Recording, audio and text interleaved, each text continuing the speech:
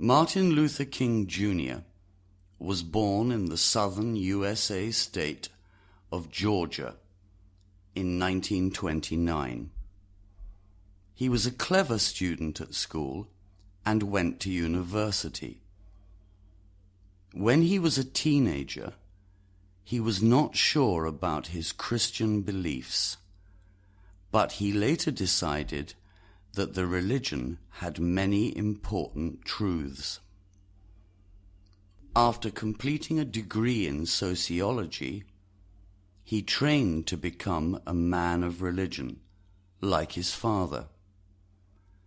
But he was also interested in the rights of Afro-Americans and how to make America a better place for black people to live and work. Although King understood that America must change, he could not find a way for this to happen until he heard about Mahatma Gandhi, the great Indian freedom fighter.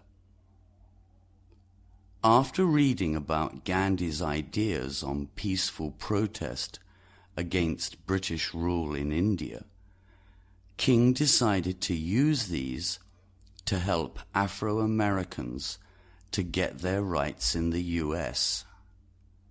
Like Gandhi, he believed that freedom and killing did not go together.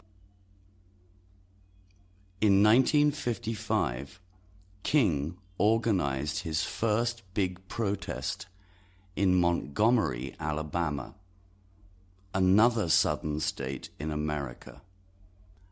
A black woman called Rosa Parks had worked all day at her job sewing and was tired. She sat down on the bus that was taking her home. In those days, black people sat at the back of the bus and whites at the front. When the bus got fuller, the blacks and whites' seats met in the center. If new white travelers got on the bus, black customers stood up. Rosa Parks refused. The police arrested her. Martin Luther King organized a boycott of the buses. In other words, no black person, and also many whites, got on a bus in the state. The police arrested King, and people burnt down his home. There were more arrests too, but in December 1956, the US Supreme Court decided that black people could sit where they liked on buses in Alabama. This may seem like a small change in the rights of Afro-Americans, but it wasn't. Black people could now sit where they wanted, in restaurants, parks, libraries, cinemas, theaters, and churches. They could swim in the same pools as white people, and sit on the beach with them too. King helped to make John F. Kennedy President of the United States, but later became unhappy about how slowly he was changing the law to help Afro-Americans. He organized new protests where black people broke unfair laws, although they did not fight.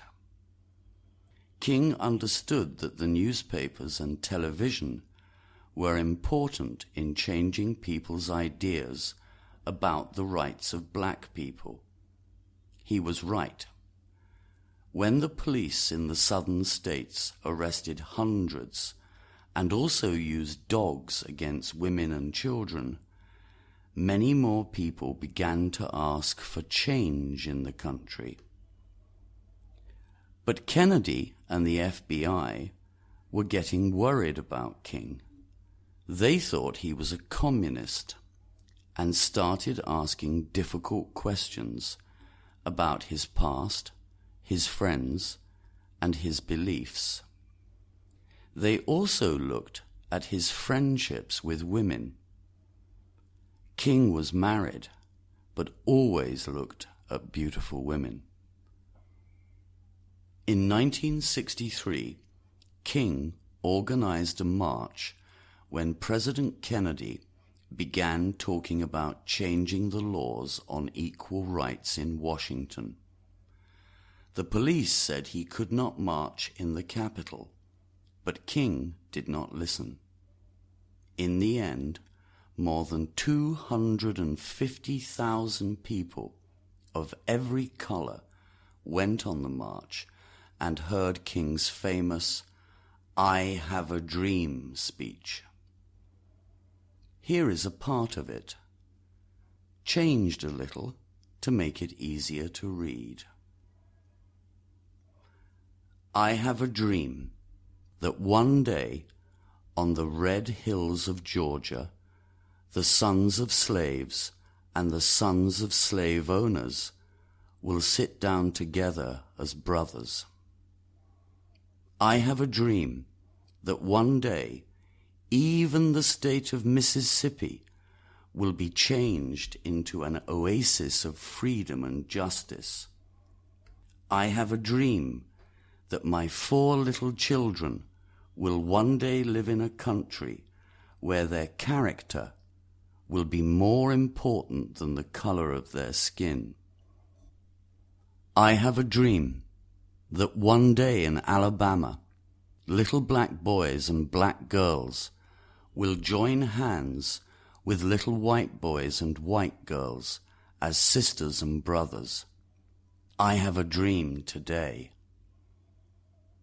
The law changed so that black children could go to the same schools and universities as white children, and that blacks and whites could work together in the same jobs for the same pay. King also wanted $2 an hour for every person's work. This was the first time that he looked at the economic rights of black workers.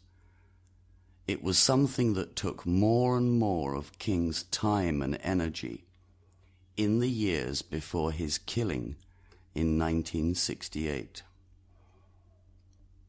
Martin Luther King Jr. was shot outside his hotel room in April 1968. His killer, James Earl Ray, always said that he was not working alone. Some people think the US government helped him. Today, Martin Luther King is one of the most famous Americans. He is the only one to have a US holiday in his name.